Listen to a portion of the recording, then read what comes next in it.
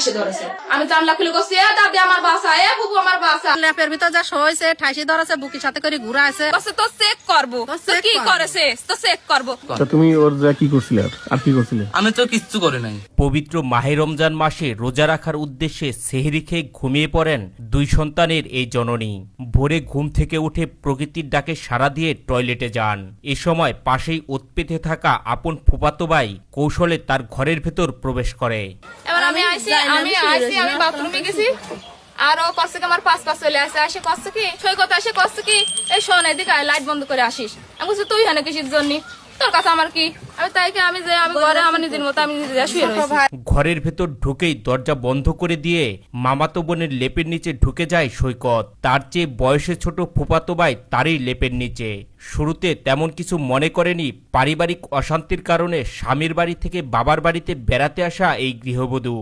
মিরাজ আছে, মিরাজে খুঁজতেছি, মিরাজ তো চলে গেছে কাজে। এটা একটা বাহানা যে দেখতেছে আমার মা আছে কিনা বাড়িতে কেউ আছে নাকি। তো ভালো কথা, ওরা কিছু মনে করে নাই, আমিও জানি না, আমিও শুয়ে রয়েছি। ওই ল্যাব খাতে মশার টশি সব ছিল, পাড়া ছিল, মশা কামড়ায় মশার পাড়ছে। এই জায়গা কি আপনি শুয়েছিলেন? হ্যাঁ, আমি এই জায়গা শুয়ে রয়েছি। আচ্ছা। আর এই দরজা যে আওজানে ছিল ওই রকমই আওজা দিয়ে আসি মশার ভিতরে গেছে, স্যান্ডেল খুলে মশার ভিতরে গেছে।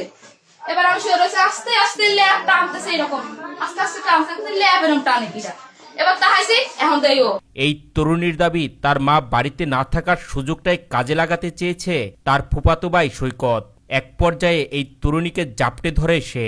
এরপর তার পাশবিক চাহিদা মেটানোর জন্য দুই সন্তানের এই জননীর মুখ চেপে ধরে তার জামা কাপড় খোলার চেষ্টা চালায়।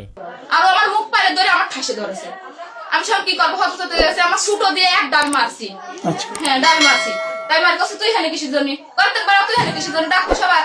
আমার মুখ পারে ধরে নিচে নিয়ে যায় সেই ঘুরনে ঘুরাচ্ছে। আমি কষ্ট কুকুর ডাকবো নাই, সবার ডাকবো নাই।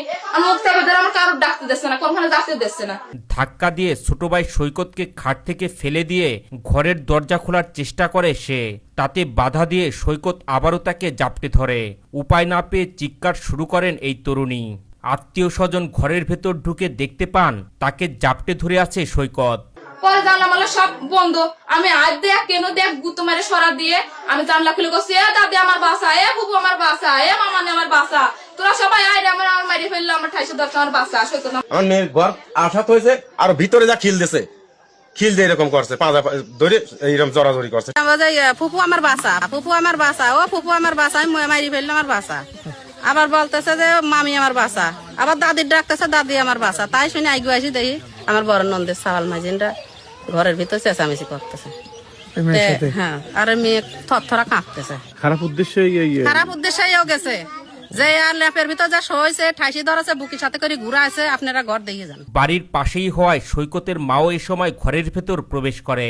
ছেলেকে কিছু না বলে উল্টো এই তরুণীকে বকাঝকা করেন এবং তাকে কিছু করেছে কিনা সেটা চেক করতে চান বলে দাবি করেন দুই সন্তানের এই জননী। কিছু না আগে নিয়ে যে ল্যাপের ভিতর শুয়া তুই কিছুই করে নাই, কি করছে কিছুই করে নাই।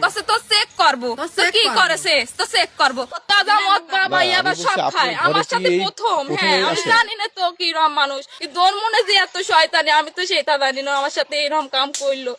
তবে অভিযুক্ত সৈকত ঘটনা অস্বীকার করে বলেন তার মামাতো বোনের ঘরে সে কাজের উদ্দেশ্যেই গিয়েছিল, কোনো অসৎ উদ্দেশ্য তার ছিল না। ওর স্বামী আমার কাছে ফোন দেয় যে তার কাছে একটু দাও, আমি গেছি আর এইসব বানাইছে আমার নয় বদনাম।